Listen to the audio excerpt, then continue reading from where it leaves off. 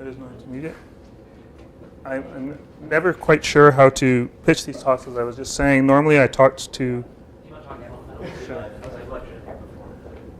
people who know a lot about medicine and not much about architecture. So it's kind of nice to talk to people who know about and care about. So we'll see. All right, I'll try to talk fast so we won't be here all night. So what is a hospital? Although the notion that the hospital is a therapeutic machine, a machine for curing, goes back at least to the French Revolution, today's concepts of healthcare architecture have to do with the optimism about medical progress that came about around World War II. Medical progress, it seemed, was inevitable. Hospitals, it was thought, had to be designed with the inevitability of medical progress and change in mind. So if you look at the caption at the bottom of this image from a 1981 journal, it says that 5.5 years after the hospital was designed, it was still up to date. 5.5 years. So this attitude about medical progress equates hospitals to technologies like smartphones or cars, which can indeed become obsolete after 4 or 5 years. Yet this obviously isn't a very good way to think about the role of hospital architecture, because hospital buildings are architecture, not machines, and architecture does not change at the same pace as medicine or medical technology. So this idea about progress infects what hospital designers are asked to do. I'm going to come at these items from various angles tonight, but these are the buzzwords that always asked to say something about when talking about hospitals. I'm assuming you know something about all of these ideas, but evidence-based design, just the idea that you should use scientific evidence to determine what the design is. Best practices, a little more complicated to explain, but you simply want the hospital set up in a way that nurses and doctors can actually save or cure somebody as best that they think it might happen. I mean, it's hard to determine what best is, but there are such things as best practices, and the hospital should support them. Private rooms, talk a little bit more about later. The healing environment, I didn't include natural light, but gardens and art. Sustainable design, architects know all about. Flexible design has a specific meaning in hospitals. And of course, computing. So I work mostly as an architectural historian, studying hospitals as part of intellectual and cultural history. And it's from that point of view, from thinking about history and culture, that I think we should look at the relationship between hospital design and not just medicine, but our everyday activities as neighbors and citizens, as users of architecture. This photograph of the Royal Victoria Hospital is by an architecture student. He shot it for a report we did for the City of Montreal on this hospital, the Royal Victoria Hospital, which we wrote with Anne-Marie Adams, who's an architectural historian at McGill.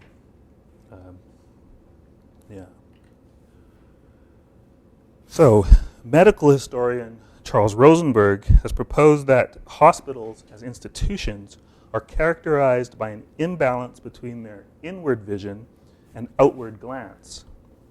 Hospitals, that is, are driven by what goes on inside their internal environment, and especially doctors' priorities, with a mere glance outward to what part they play in our lives more generally and in the city. In our report, Don's photographs, and this is another of his photographs here, helped us argue that although hospitals can indeed appear as walled asylums, closed in on themselves, they also are visibly influenced by cultural change, and especially by broader architectural trends. I can't emphasize this enough. If a hospitals are buildings, and the way they change is because the way we build changes. So when an architect makes a hospital like this that looks like a Scottish castle, it's not because medical practice demands it. It's a question of architecture. Overall, for the last century, we have tended to conceive hospital buildings as design technologies rather than as cultural institutions. The formidable walls of highly praised hospitals, this is McMaster Health Sciences Centre in Ontario in Canada. That's the presentation model on the left and a more recent photo on the right. depict hospitals as giant machines set apart from the city, and that's a mistake. When we treat hospitals as design technologies, we fall into the trap of assuming that the only significant benefits of hospital architecture are the internal measurable ones, making healthcare less effective, more effective, more efficient, and less expensive. Yet hospital is obviously a more central institution in our lives. There are lots of big questions here. The new commitment here to universal healthcare is one, but I think everybody has an image of medical facilities as part of their community, how we identify ourselves in our community. In the short time modern hospitals have been around, and it's really only been a century or so, they've gone from being marginal, charitable institutions set up by the rich to take care of the sick poor to the place where everyone, rich or poor, goes to be cured, and to be born especially, and sometimes to die. So I believe that discussions about the good hospital, how do we make hospitals well, should find ways to talk about hospitals in this broader society. In other words, we have to, as designers, think about how we're calibrating hospitals to cultural change and not just medical change.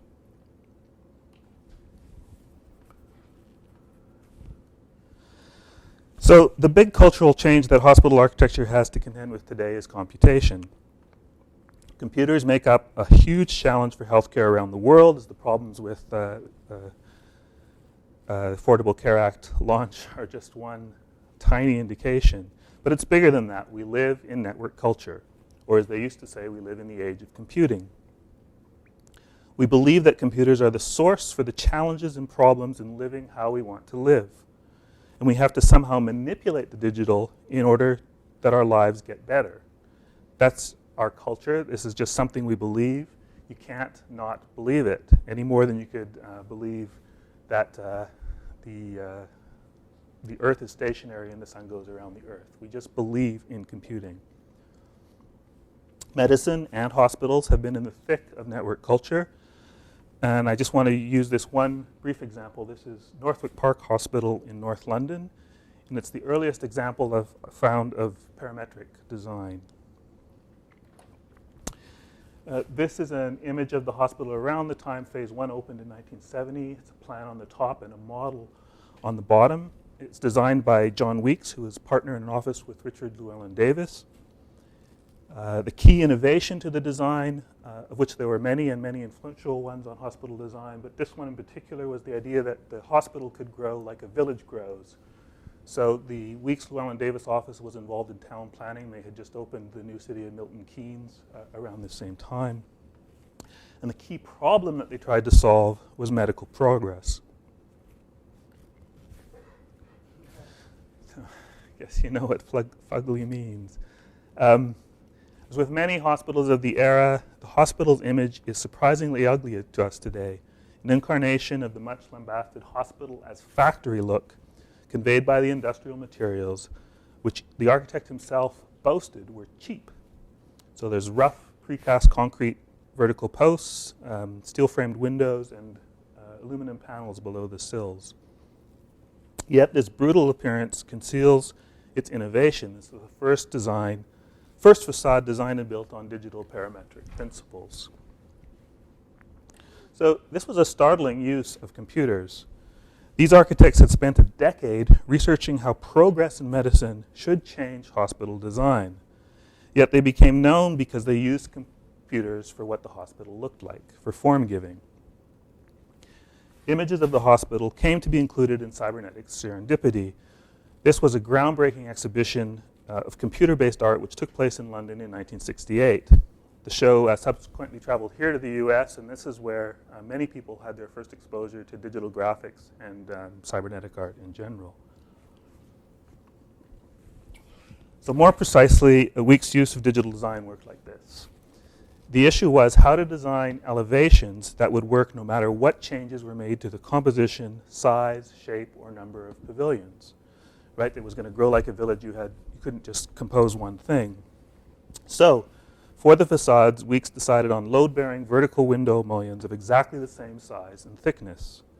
The structural loads were calculated by engineers at Arup parametrically, and then the composition of the facade was developed by grouping the mullions only where structurally necessary, a process in which, quote, the designers of the building did not intervene. So this is what he's illustrating at the bottom there in this image from the Cybernetic Serendipity catalog. In the catalog he wrote, and I'm going to quote this, works of architecture, recognized as such, normally have their dimensions determined by their designers. However, in a hospital building under construction at Northwick Park, the visible structure has its appearance determined wholly as a result of a computer-orientated program. Again, the designers of the building did not intervene. In other words, that Weeks believed in 1968 that the future had already arrived. The computer could now design hospitals. So these facades might be the first architectural design built as a parametric computing problem. You know, there's a Shohan at the CCA that sets the beginnings of parametric design, which they say is 1990. Greg Lynn has the show, and this is 30 years earlier. 30 years, at least 30 years before architects used parametric design every day. This is what computer design and architecture first looked like, and strangely, it first happened in a hospital. The bigger message might be that hospitals help us grasp the untidy connections between material and digital cultures. In other words, medical progress, technological change, and architectural innovation happen at different speeds, and somehow the architecture is in the middle of that.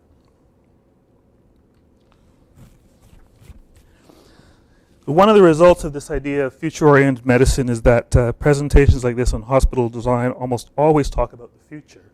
What's coming down the pipeline? It's like a new iPhone. How's the new hospital going to be slimmer and faster and so on? And I'm going to do a little bit of that now, starting with this one, the recent winner of the Small Hospital Big Idea competition. So it's so recent, it's not even built yet. I don't know if you're familiar with this one. It's the winning proposal from Adidas for Small Hospital Ideas competition run by Kaiser Permanente. Kaiser Permanente was one of the first healthcare systems to try to integrate computers into patient record keeping, so to run a hospital using a computer. And they are partly responsible for the basic idea of an HMO, and the computer, of course, is at the center of making a health management organization work. So this competition was looking for ideas about the next hospital. Where is hospital design going? The competition was won by this new group called Aditas, who proposed to take the idea of computers in hospitals literally. They proposed exactly what Weeks did at Northwick Park 50 years ago, to use computer algorithms to design the hospital. They quote, instead of multiple drafts and revisions, buildings would be designed using a computer algorithm that could ingest multiple parameters and spit out hundreds of viable options. It's exactly the same talk from 50 years ago. They also want to build hospitals like we build computers. That is, why can't we make hospitals in the same way we make computer chips? This dream of automating hospital construction is an old one. Ivan could talk for a while if you set him down with a beer about this. But the dream lives on. So these renderings attempt to show the dream in action, and those characteristics I spoke about earlier are carefully included in all the renderings: natural light, gardens, evidence-based design, and so on. Sorry for the blurry picture on the right, but that's their explanation of the sustainable design features. The renderings also include a small farmer's market, which is their idea of how a healthcare building will fit into its neighborhood. Farmers markets have become like the cafe and bookstore were of the museum trend a few years ago. Somehow, magically, just by having a farmers market on any project you do, it will fit into the neighborhood. That's it. So I want to go through some things that make more specifically about this difference about what architecture can do and what it can't do. And show a little bit how some of the things I've done about studying how you look at medicine and architecture. So my example is the Kids in the Atrium, or KITA project. Okay. One way I think about hospitals is based in the method of reading them as artifacts. artifacts of material culture. Architecture as artifact can be a source for how we learn about ourselves, not just for our medical selves, but who we are in larger society. For example, in a history of children's hospitals in Canada, I co-authored, again with Anne-Marie Adams, we used photos and plans of architecture like an archaeologist might use shards of a clay pot from Mesopotamia. We learned something about life at a children's hospital around World War I from pondering photographs, even posed ones like these from a hospital annual report. I also worked with Anne-Marie on a project studying contemporary children's hospitals, which started from a simple question. Why did up-to-date, state-of-the-art hospitals look so much like shopping malls? So this pair of photos illustrates the question. One photo shows one of the largest shopping malls in the world, the West Edmonton Mall in Edmonton in Canada, and the other shows one of the atriums at the nearby Walter C. Mackenzie Health Sciences Center. Why should a building dedicated to health, healing, and science be organized architecturally in ways so similar to a building dedicated to shopping, fast food consumption, and entertainment? The mall is the one on the right, the hospital is the one on the left. We had a hunch. As I said, we had been researching the history of children's hospitals, and we knew that they were different from adult hospitals because of the way society, that's to say adults, view children in childhood. So we figured that perhaps bright colors, fast food, whimsy were first accepted in children's hospitals. The kind of fantasy decor you see here in the Valley Children's Hospital in California and the Alberta Children's Hospital, again, in Canada. And this is another example, the London's Evelina Children's Hospital, which is just across the River Thames from the British Parliament. It was designed by Hopkins Architects. It's one of the rare hospitals that's known for its design. It was shortlisted for the Sterling Prize in Britain in 2006. So again, this idea of why do you need this big shopping mall-like atrium in the middle of your hospital? Apparently, the specifications for cleaning all that glass in the atrium stipulated that the window washers had to dress up in Spider-Man costumes. I've never seen them doing it, but the idea sums up what I've been trying to talk about, that the sort of fundamental assumption of that sick children need distraction, they need entertainment in order to be made well. So to test this hypothesis, we set up a project with a professor at the University of Toronto, Patricia McKeever, who's a nurse and a sociologist, to study the public spaces of this hospital. It's the atrium tower at the Hospital for Sick Children, commonly known as Sick Kids. It opened in 1993, and it was one of the first all private room hospitals, and one of the forerunners of the atrium as shopping mall hospital. They had actually recently done a shopping mall just down the street in Toronto, Toronto's Eaton Centre. The left is the watercolor from Zeidler Architects, and on the right is a plan and section of the public space we were studying through the atrium. So the project tried to do a couple of things that hadn't quite been done before.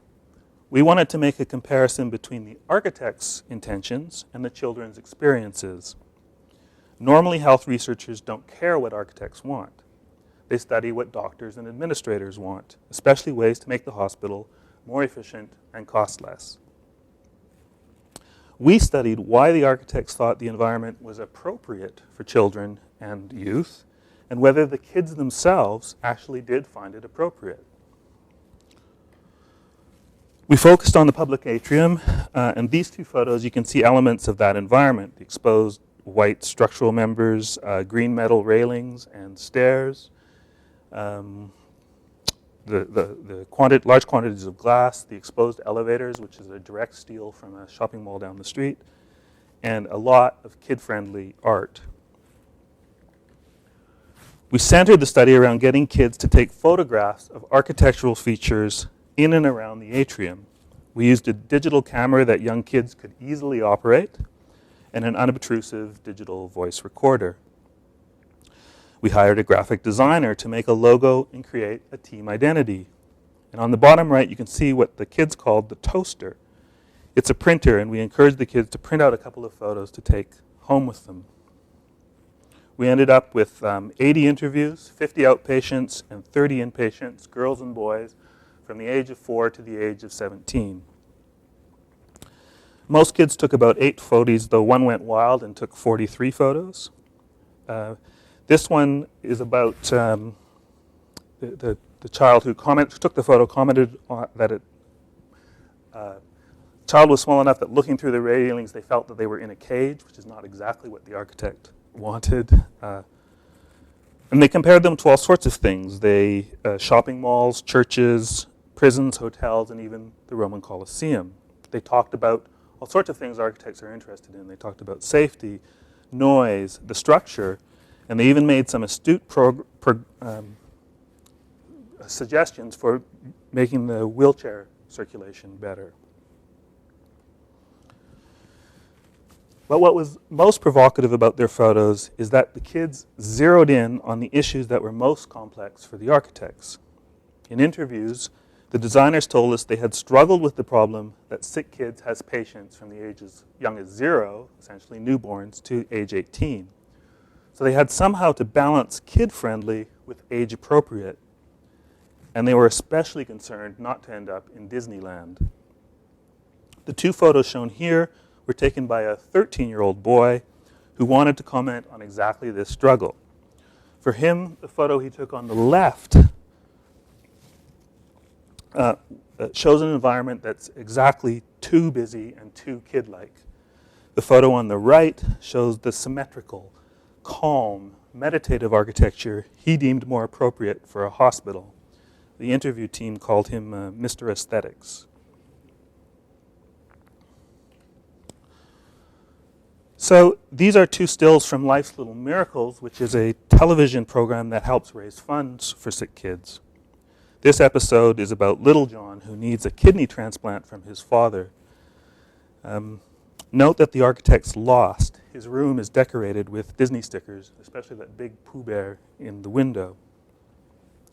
During the study, I interviewed the head of research at the hospital, and she has a story that is the perfect illustration of how we can mistake cultural problems for architectural ones. She spoke of a meeting where the patient care team was trying to figure out how to reduce noise in situations where the patient undergoing painful treatment was reacting loudly, a kid screaming or crying because of an injection, let's say. And those kids waiting for treatment could hear raising the anxiety of everyone.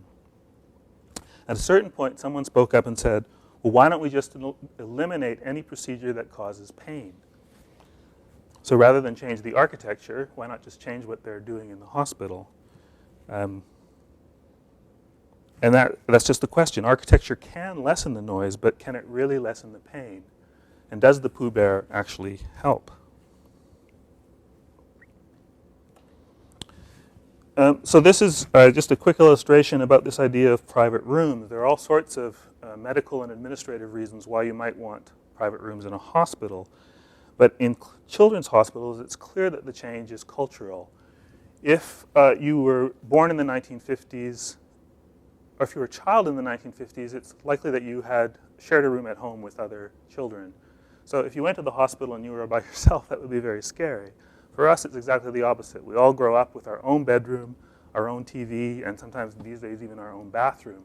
So for us, it would be traumatic to be with a bunch of other people, which is why first year of college is so difficult for people who don't know how to live with each other. And this is just an example of this girl with tuberculosis.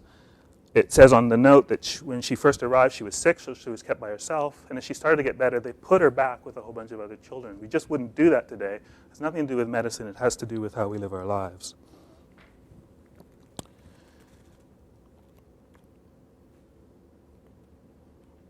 So, the big point is that history, so I have 2 points there. One is that there's a whole bunch of issues that are the architecture responds to, distraction, entertainment, privacy, suburbia, family life, that are not medical issues. They're issues that architects respond to in other situations, and there's no reason to think of the hospital as needing some kind of special approach to those. You just need to know how we live our lives.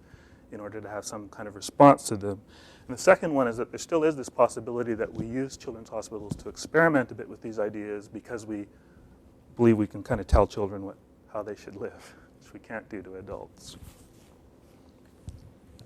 So I want to try these ideas again from a quick look at a new hospital. Well, I'm not sure quite exactly how to explain this hospital to everyone, but so especially if you have questions as I go through, if I'm not being clear, please let me know. It's a kind of complicated project that I'm only really going to talk about two things, but there's a million things that I could talk about. It's St. Olav's Hospital in Trondheim in Norway. Trondheim is about 6 hours by train north of Oslo. So the Scandinavian hospitals are very important these days. One of the reasons is that the countries are often very rich.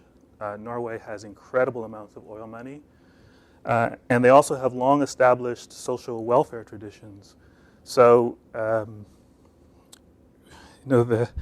the things that the government does for you when you're sick in Norway are just mind-boggling. I mean, I'm from Canada, and Americans talk about Canada having socialized medicine. We have nothing like what, anyway, maybe that's another lecture, but the result is that they really care about how their hospitals work and operate because they have this dedication and sometimes the money to make good hospitals. Yeah, so this is Trondheim. You can see the river snaking around the city center, and the hospital is at the bottom of that photo, and the city center is at the top. So you can see the hospital is almost as big as the historic city center. These are just a couple of my snapshots of why people normally go to Trondheim. There's a tradition of wooden architecture, both big buildings and small houses, and then the famous medieval cathedral. Yeah. So Trondheim is a regional teaching hospital. So in these slides, the architect lent me these slides for just to show that it was important for them to keep the hospital in relation to the university where they teach. The problem is that Trondheim is a regional hospital, so the planners wanted to move it into the geographic center of the region, which would have been about 50 miles outside of the city. And the architects actually convinced them that it would be more ecologically sound, more urbanistically sound, just more practical in general to keep it where it's been for 100 years near the city center. That's the architects intervening. The one in the snow, you can see the hospital close up, and the university buildings are in the distance on the right. Excuse me. They did something which we do rarely in North America, which is have a competition for the hospital plan. In this case, they also innovated in the competition. So the competition was actually for the master plan. And the idea was to, the winning idea was to rebuild the hospital exactly where it was, connected with a whole bunch of different pavilions, connected with walkways at the third level and by tunnels underground. What that meant is they could tear down the buildings that had been there, gradually built up for the last 100 years, put in a new one without shutting down the entire hospital. So they rebuilt the hospital in the same place without closing it. In the center of the slide on the right, you can see a public square. Oslo doesn't really have a tradition of public space, so that was a sort of Southern Europe import into the project. Huh? It's cold.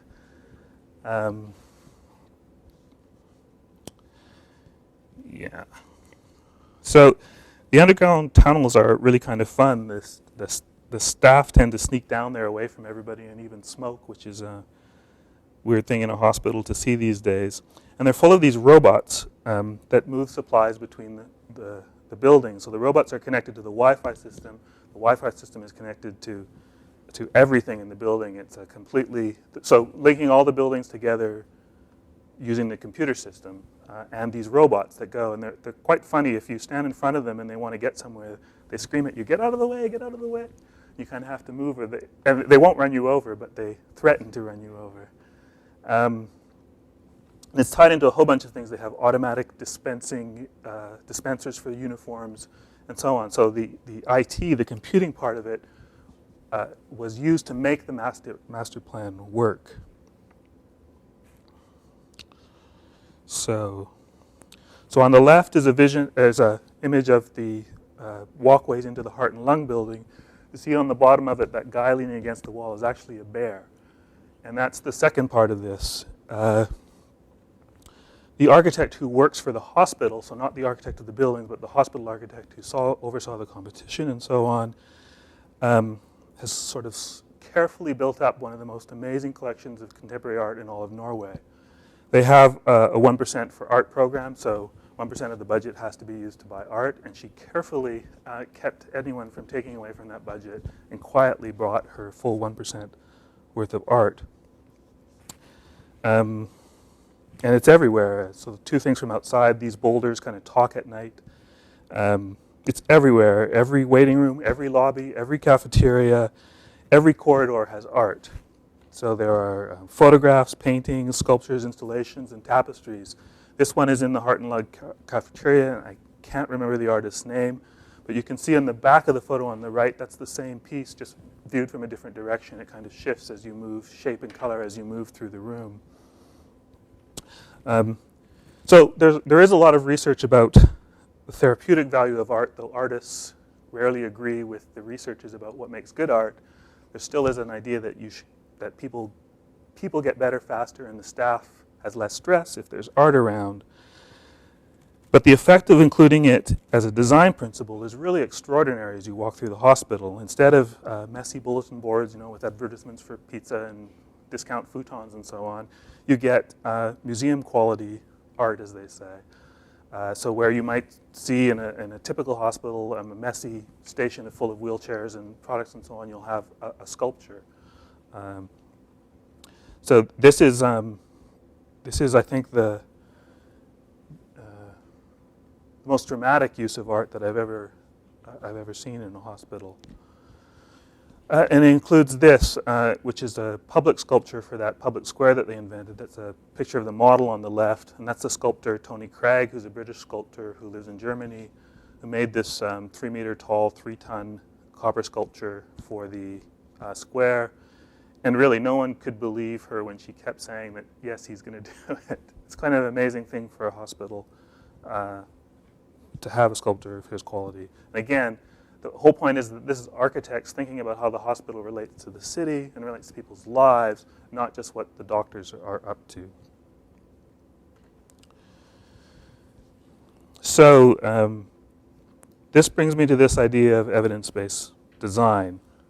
Evidence-based design is part of a wider trend, evidence-based medicine, and generally evidence-based policy. So anything that uses statistics and the methods of medical and scientific research as a basis for evaluating and guiding what we do. In particular, evidence-based design straightforwardly says that focused research will improve hospital architecture in the same way that focused medical research hopes to improve medicine. So there are the first problem is that gathering evidence is difficult but doable. So what counts as evidence in these situations is slowly being worked out in the literature, but deciding how to use the evidence turns out to be full of problems. We were talking earlier about the problems with tobacco and alcohol. How do you make policies about these things that are coherent? My favorite example is the controversy about bicycle helmet laws. I don't know if you follow this issue, but the idea is that the evidence tells us that helmets do very little, yet we still make laws or policies that make laws requiring people to wear them. We get it wrong in a certain way. Or at least if the data tells us that helmets are good for people when they're riding their bicycles, it tells us that they would be even better when they're walking down the street or when they're driving a car, yet we make the rules for the bicycles but not for the pedestrians or for the people in cars. So the data is clear, and how we should use the data is not. And medicine is no clearer on these things than helmet laws or tobacco laws or smoking laws. So it's not really sure why people think that we'll be clear about how these things should work in design. But the idea can be traced back to this paper I mean, anyone who's involved in hospital design knows of this paper, I hope. But it's a very weird paper, actually. I mean, just look at the image of what he's trying to show on the right. I'll come back to it, or I'll go the other way around. Let me just set it up for if you not sure what this paper is. This is a paper called "View Through a Window May Influence Recovery from Surgery." It's by a geographer, Roger Ulrich, who published it in a very prestigious journal, Science, in 1984, which it does exactly that. He argued that what kind of view you had when you were recovering in your hospital bed would affect how fast you recovered, and whether you needed painkillers, and whether the nurses had notes in your chart that you were being difficult or not, and actually whether the nurses liked it too, though he doesn't talk about that directly in this paper. So that was 1984. 24 years later, 2008, he wrote another paper that cited 1,200 articles making these kinds of arguments that you can do a medical study that would tell you what you should do when you're designing something. The list of things are part of the list that I talked about: private rooms rather than multi-bed rooms, the good acoustic environment, lighting, nature, art, and some things about floor layout that won't go into. But just take a look as an architect at what he thinks an architectural drawing of that study should look like. I mean, it's just not he's not actually thinking architecturally about what the problem might be. And so then we start to question, well, where did he get his answers from? That architect should be listening to him. So it's the assumptions that he's making in this article, which I can't, it's got to be the most influential article in hospital design ever. This is an illustration that accompanied an article on it in Metropolis a year or two ago. Kind of cheating about the views, I think. But anyway, it's a question where knowing something about architecture really helps you to see what the problem is. I mean, doctors don't understand what the problem with this article is. Just think about what he assumes about architecture. I would be surprised to see a student proposal for a building where there was a view out a brick wall and that was said to be okay. I mean, you just wouldn't do it.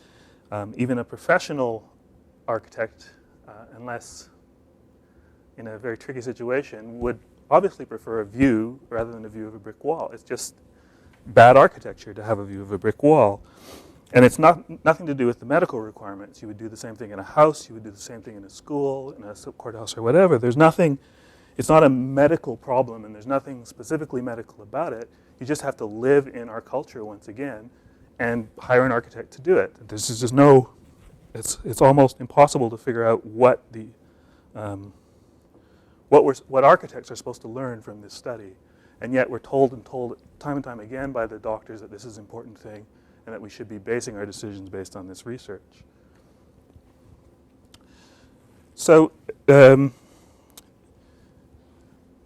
again, these same notes, just one last example of how they come together in actual design again. Again, these projects are complicated. I can't show everything. I just have a couple of things to show about this one. And this one does exist. So the first one, the Kaiser Permanente one, doesn't exist yet. The second one I visited. This one I haven't visited. And the images I have come from not the architect, but the government official who controls all the building in British Columbia and Canada in Surrey. And again, this one, Trondheim, I think, is a very good hospital. It's not going to win design awards, but it should win some other kind of award for the kinds of things I argued it does very well. This one is not going to win any design awards. And what I want to say about it is a little trickier to say properly. So we'll see. This is it's the Jim Pattison Outpatient Care and Surgery Center in British Columbia on the west coast of Canada. So it's a suburban hospital. It's also not not sure what say these days, ambulatory care, say in US. So no one's staying there overnight. So that removes one of the big problems in hospital design. And they're in fact working on a sister part that does have that. And again, there's an urban plan not to have them in the same place. There's an argument for that in terms of how the city functions. Here you can see in the rendering it's called Green Timbers Clinic. It's because it's next door to the Green Timbers Urban Forest, which is a square-mile park in Surrey made from where they replanted a square mile with trees from an area that had been deforested through logging. So it was this idea of the hospital being right next to the park was important. Here's a photo as built. You can see that its real name is the Jim Pattison Outpatient Care and Surgery Center. And this is another thing about hospitals that we tend to underplay. So in the long history of hospitals, they used to be charities. Only the sick poor went to them and the rich paid for them. They still have an important role as charities. And in this case, the guy gave enough money that he got his name on the building. That's an important thing that hospitals do, that architects know something about and can help with sometimes. Jim Pattison, does anyone know who he is? So he's a Canadian billionaire, great rags to riches story. Started out with one GM dealership and now owns television stations and cars and so on. Sometimes people know of him because he owns now Ripley's Believe It or Not and the Guinness Book of World Records for some reason. He's been giving a lot of money for sustainable design in BC, some net zero buildings and so net positive buildings and so on. He's been doing. So this is what I mean is not going to win an award. If you've been looking at the image, you can see it's a pretty lousy facade. Or I think it is. Maybe you see beauty in it that I'm not quite getting yet.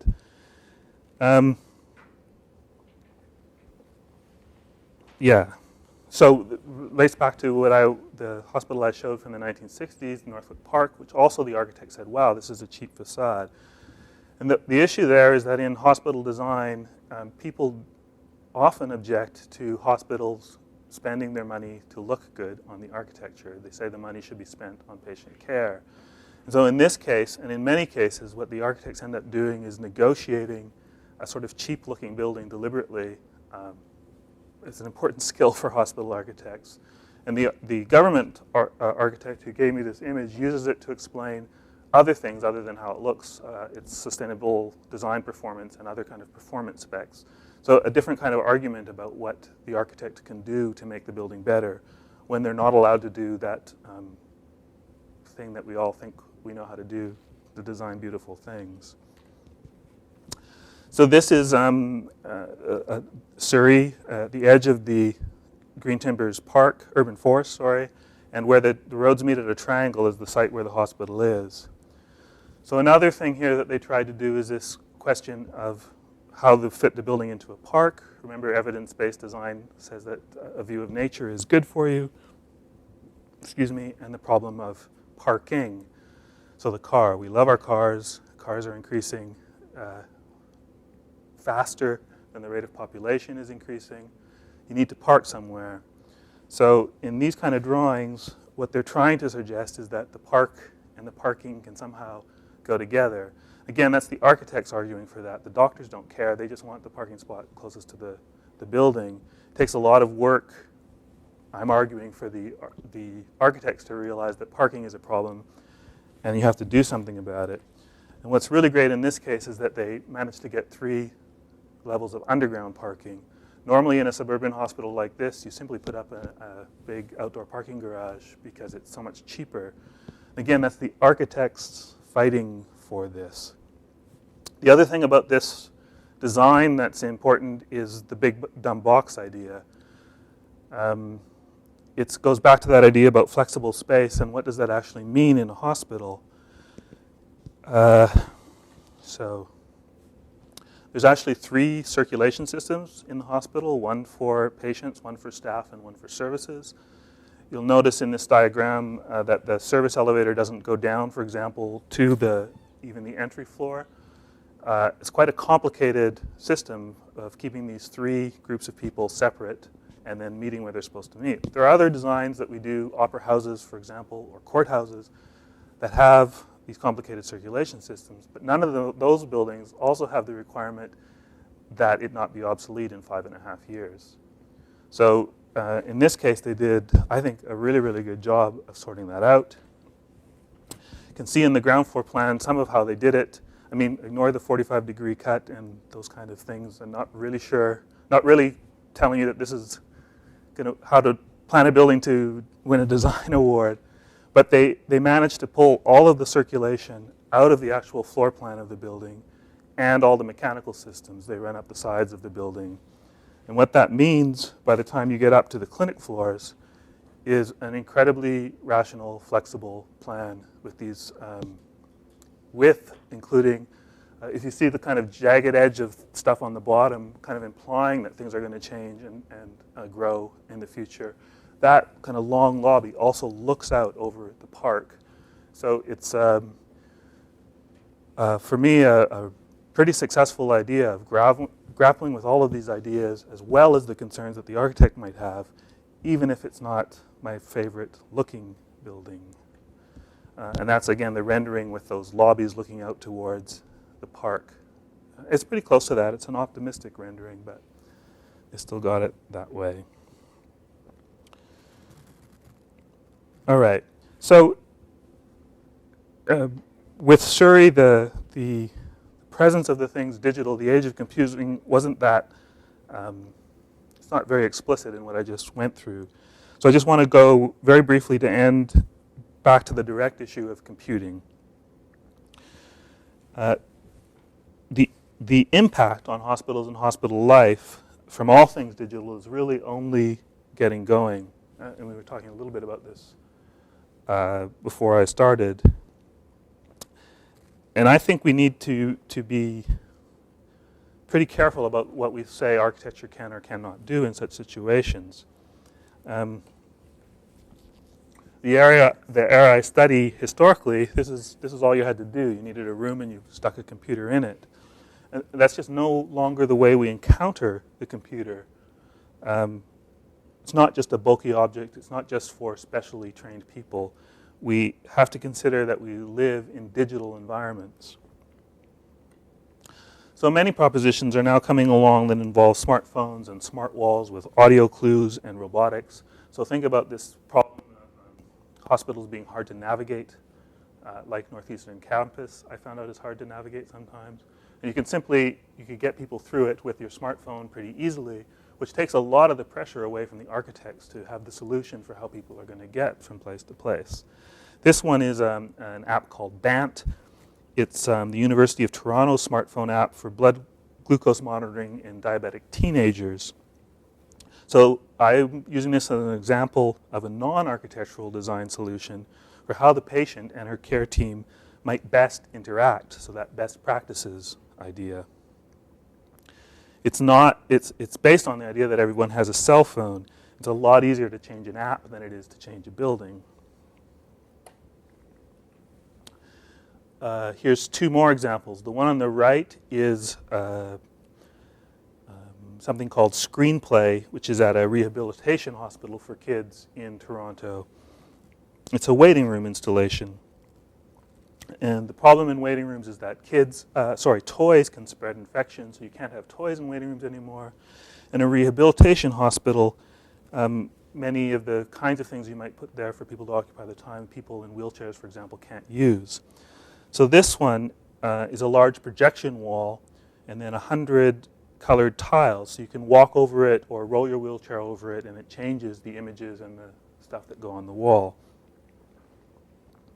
On the left is a promo shot for something called Philips Ambient MRI. I mean, you might have already encountered this if you've gone for an MRI. What the idea is that you make a kind of white room, and then the person who's going for testing can choose what kind of environment they want to test. So for kids, there's that spaceship one, or there's an underwater one. And right from the waiting room until you get to the machine, it's all changed as a digital environment. All the architecture has to do in such an occasion is be a kind of passive backdrop. It no longer has this role of actively helping to cure people. I'm not sure if that's good or bad for what architects know how to do. And then there are other building types that have dealt with this question of how the digital, how they've incorporated the digital. So libraries, of course, everyone thought they would be obsolete because of the digital, and in fact, they've blossomed. These are two examples from my hometown of from Canada. The one on the right is the library in Montreal, Patcow Architects, and on the left is Moshe Safdie's library in Vancouver. So the issue is that they have all sorts of digital stuff in them, and they're hugely popular. People love them. I'm sure you have your own examples, Seattle Public Library, or maybe where library you go to. Yeah, I just think we could look more systematically to these other building sites to gather good ideas for hospital design when we're dealing with the digital. And then finally, just back to where I live in Quebec, these are two postcards of Montreal hospitals. You see the one from 1905 on the left. The person wrote, "Such a superb building." I just really doubt that people visit hospitals today and send postcards of them saying that they are superb buildings. But we could. They could still be a source of civic pride and not just medical prowess. I think if we want to make hospitals well, we have to find ways to make sure they play the positive roles buildings can play in our culture in general. That's hospital design in the age of computing. Thanks. One comment. Sure. I designed the Don Imus Children's Cancer Hackensack Medical Center in 1992. And it has an atrium. It does. 1992? Yeah. Does it have food court? No, it was just an atrium. Yeah. Just because of Don Imus, the radio personality, was funding the whole thing. I think a lot of the excess shopping mall space comes from the naming opportunity issues. So my experience, I was in Perkins and Will for 2.5 years, and only the healthcare buildings. There was a self-consciousness about nameable components, the scale of the building, the atrium, the waiting room. That's right. That's teed up as a strategy to actually pay for the architecture itself. And so beyond the efficiency of the corridor system and net to gross, any value add, which were the social spaces, was a philanthropic opportunity that had to be sold with a rendering and some attributes that could be described verbally.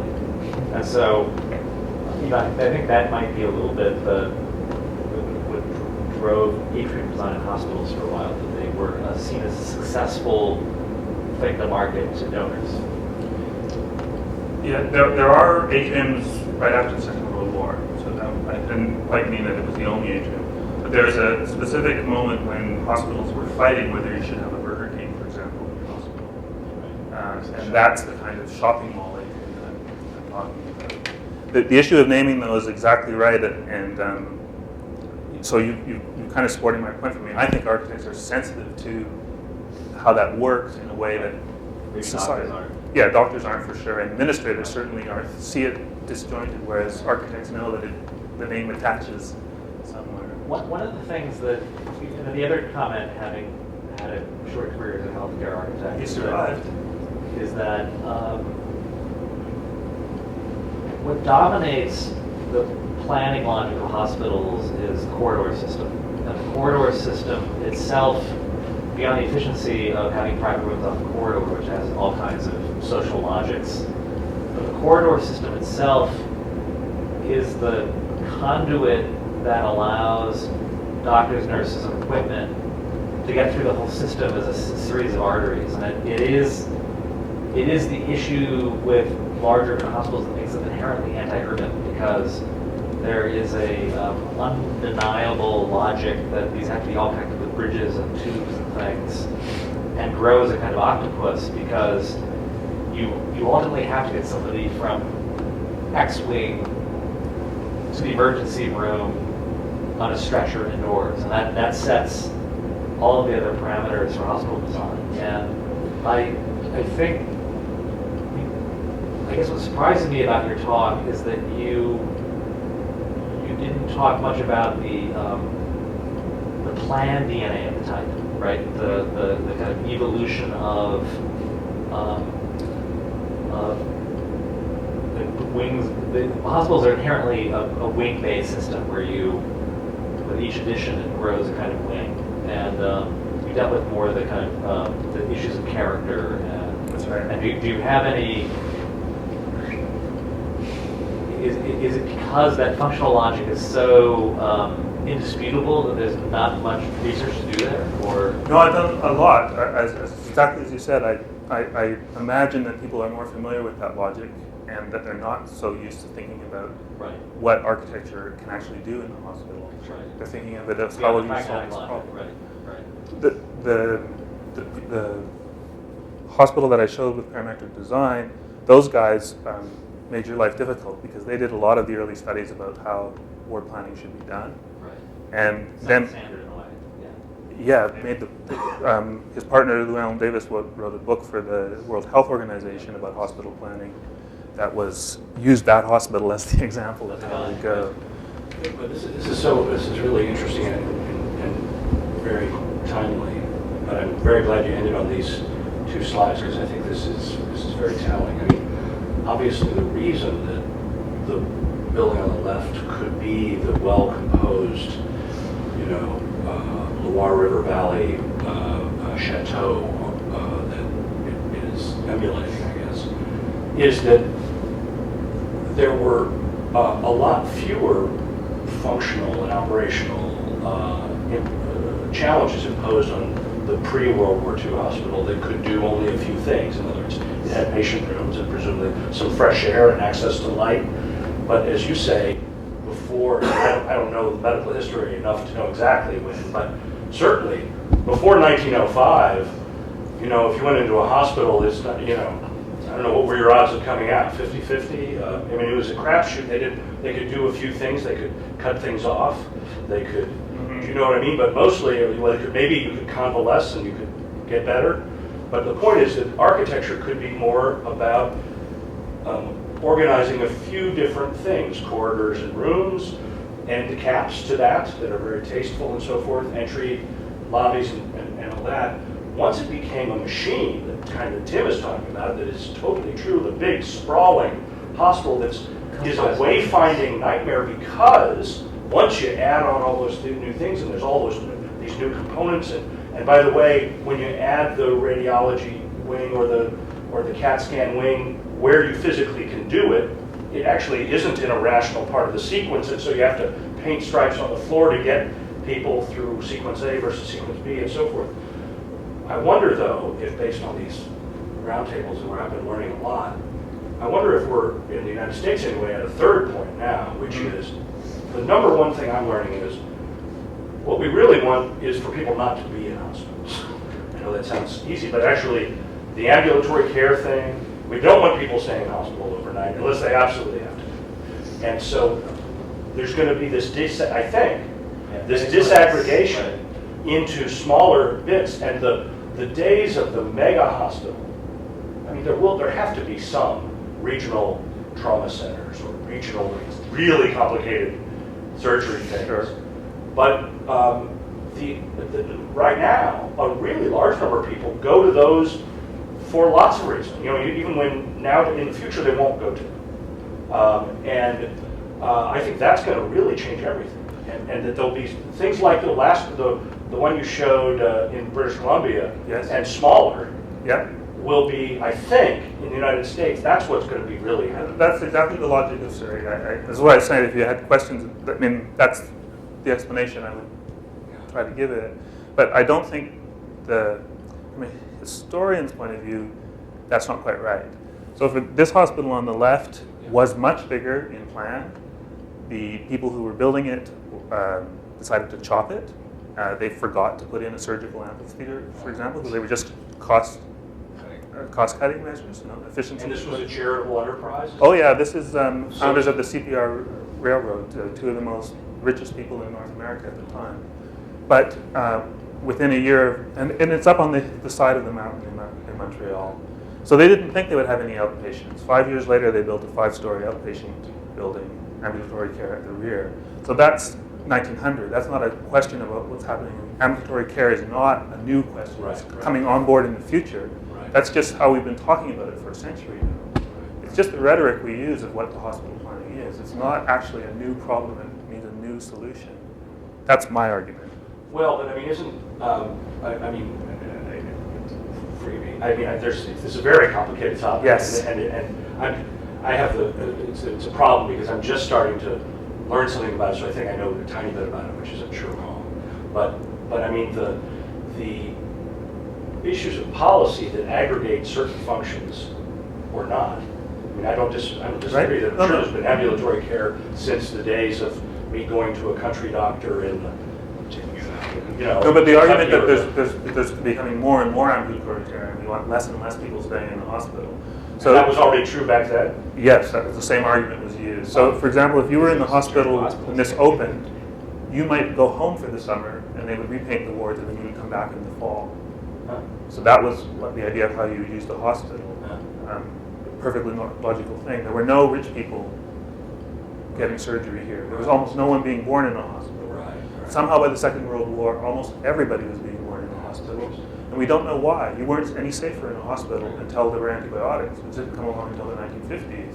So why would you go to the hospital to have a baby? Because it's an institution. Well, we don't know. I mean, it's not because it was safer. There wasn't a medical reason. Families got smaller, the whole support structure. Yeah, but we have a lot of possible reasons, but it's not because medicine was changing or so on and so forth. It's, as I argue, a cultural It change. seems like, I think, actually to go along with what Tim was saying, but also knowing a little bit about what you've been up to, what I find really powerful, but maybe not, you could be more critical about the history of hospitals, is that I think what you're saying is a little bit that we don't realize how involved architects have been, and the architecture has been part of not just the forming, but I mean, this is a Beaux-Arts plan. Like, that building doesn't even, that style, it actually doesn't even work in that. It's a monster. It's an interesting monster of a building. The Beaux-Arts planning in North America, which was actually much more functionalist than even the Beaux-Arts planning in France, and it was very good at dealing with corridors and rooms. It created it's a very architectonic machine already, right? It's not the hospital designers. It's an architectural. It's a kind of perfect mix of a planning scheme that you really didn't need for, I don't know, public buildings, but it was perfect for hospitals. And then the Llewellyn Davis, which is really interesting, that was a kind of experiment, which wasn't just a policy, it was like it was a standard, like an ISO for hospitals. I mean, I've seen that document is, that's what defines. So we don't, we don't even, as a discipline, we forget where we were influential. It's only a problem in the academy, though, because, right. Of course, they've always been designed architects. They're highly complicated, like competent architects. Like competent architects. And in fact, firms like MBBJ and Perkins and Will, the firms that have the most sophisticated corporate practices now happen to be healthcare architects that adopted, not parametric modeling, but a BIM. All the most sophisticated corporate practices today are that way because they focus on healthcare architecture, because of all of the integration that was required. But one thing that does seem to be true still today, which is paradoxical, is when I've been talking with these kinds of healthcare design specialists, one of the things they say would be a really great project for a university to take on is, unlike, let's say, another complicated building type like an airport. Unlike airports, which have developed there's a common language of airports that even though they might look different, they might have definitely one of the new airports in China or a new wing at JFK or something like that might look different. The way you move through an airport is quite scripted and quite well understood and legible to the user. Now, for one reason, there are real reasons for that. The sequence of steps is pretty much the same for all the customers. And that's not necessarily true at a hospital for the reasons that we were talking about before, that it starts off, it's built in 1940, and there's only a few things that they do, but then they add a bunch of wings over the years, perform all these other functions, and it becomes experientially illegible. And that is actually something that the idea of trying to make a common language, develop a common language for hospitals, especially at this moment of change, is a kind of very interesting idea, I think. Well, I think it is too. I guess what I'm getting at is that there's nothing much different about this moment of change than there was the moment of change 20 years ago or 40 or 60. So if you go back and you look at what the architects did in 1960, you'll see they have that exact question and articles explaining what the solutions are. So now you get, this is one of the problems with evidence-based design. It's as if suddenly scientists are going to figure out how to do a plan that good architects for 100 years haven't been able to figure out. Yeah, but George's point is a different one, though, which is that any large urban hospital is the only building type in the world where it's actually 6 or 7 buildings strung together.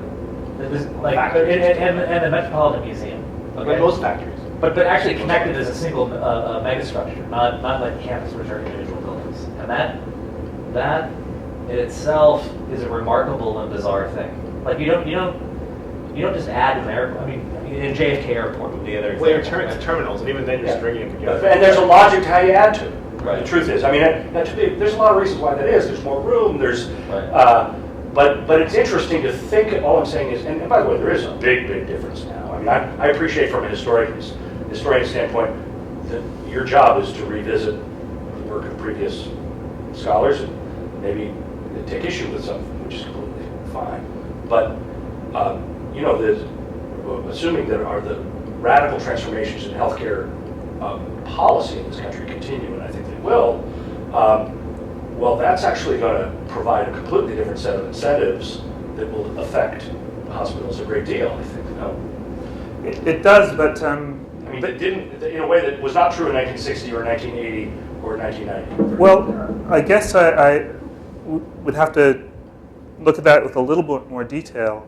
I always find it strange that in the U.S. and in Canada as well, you can't have a competition for a hospital because hospitals are these complicated, and you're just not allowed to do it. NGH had one in 1998, and I led the Machado Soletti team. Uh-huh. And For what building?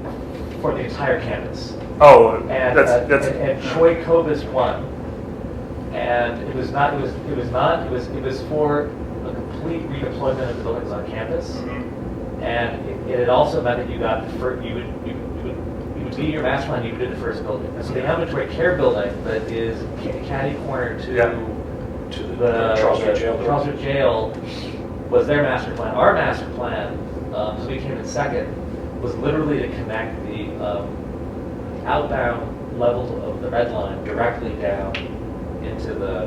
But you should look at those because it was a bunch of interesting architects. It was we were John Soletti was the lead with TRO Young Brannon. Troy Kovas was the team.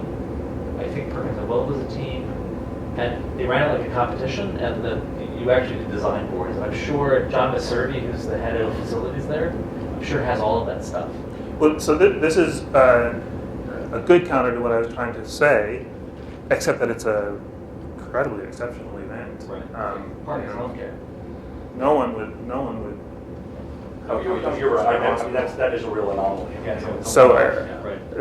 Whereas in Europe, it's very common. And so that means there's something that Europeans recognize that it's an architectural problem and not a medical and policy one. That's very, very difficult to. This is it's a great topic. Have you presented this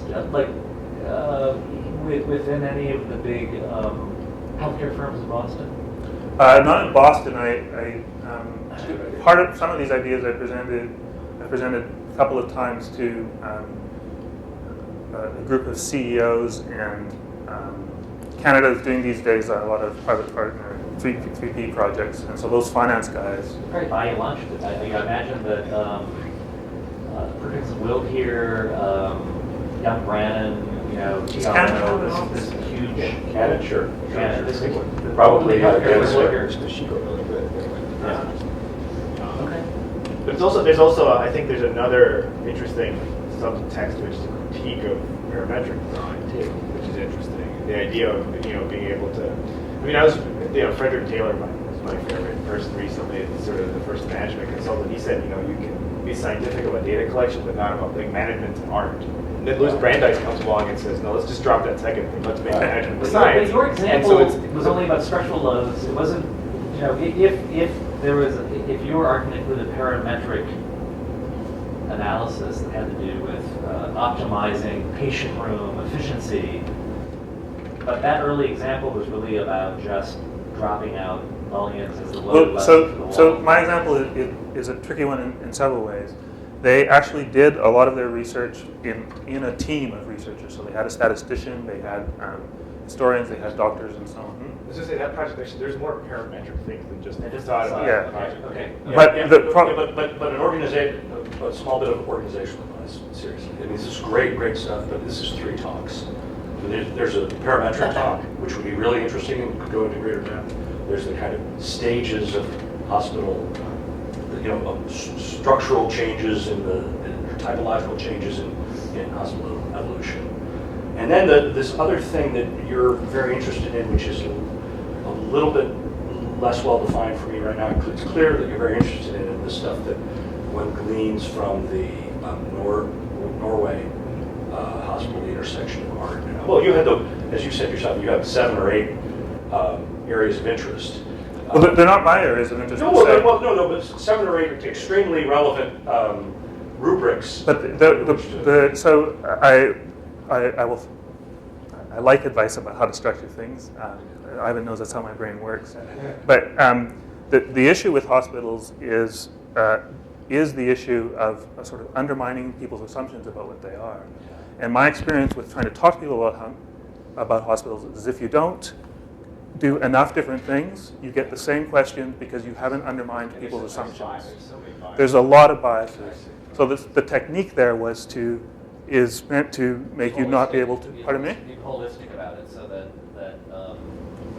Yeah. If you start poking at one part, the other part doesn't come popping out right back at.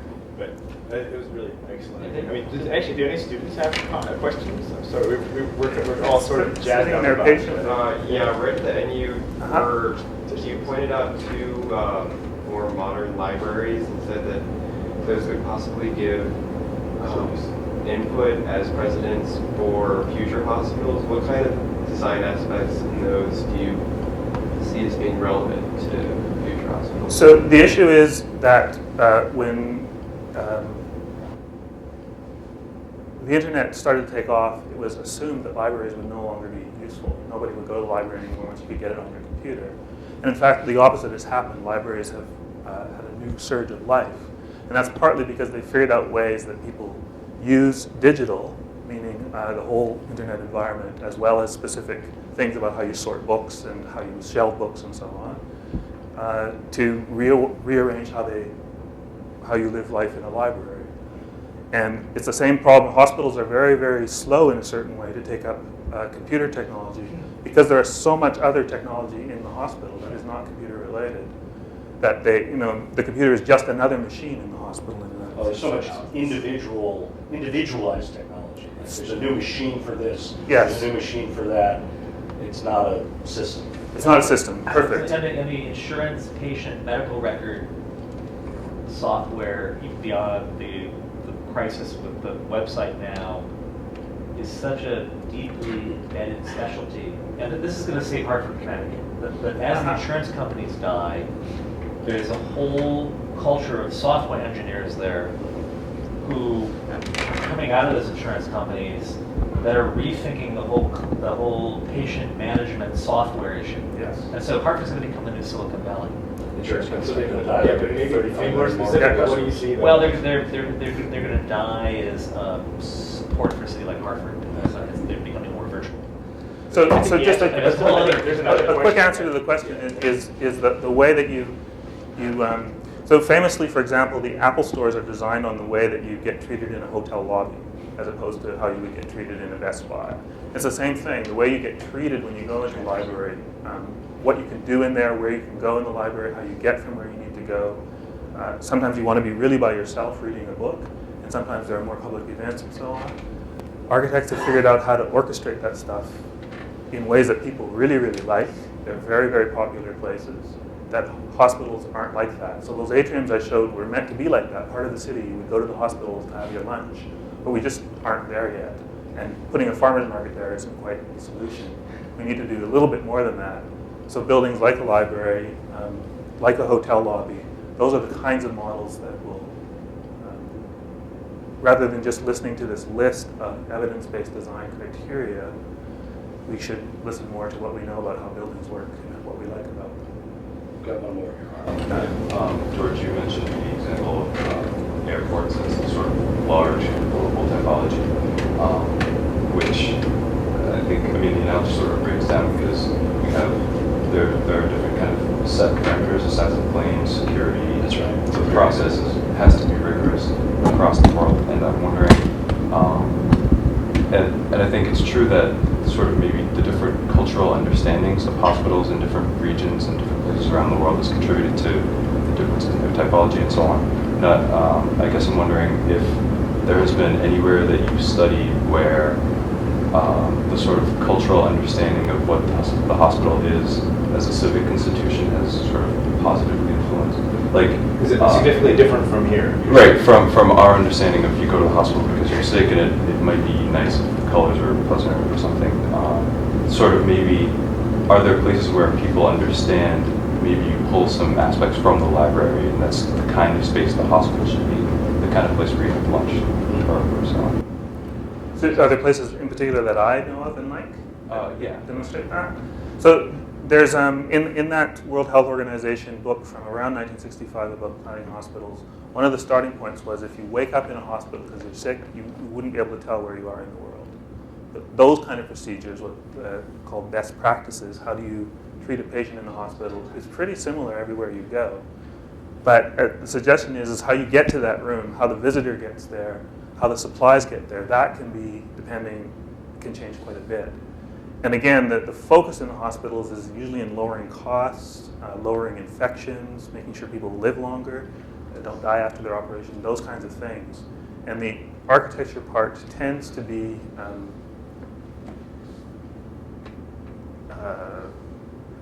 just as you said, it just really depends on how much money they have and where it is in the city and so on. It's not really because this other part of it is like the backstage of an opera house, it's really the same here as it is in Venezuela. And it's just that front part that can change. And that can change for the same reasons that a library will change or a courthouse or those kinds of things. Okay. Very good. Thank you very much. Thanks.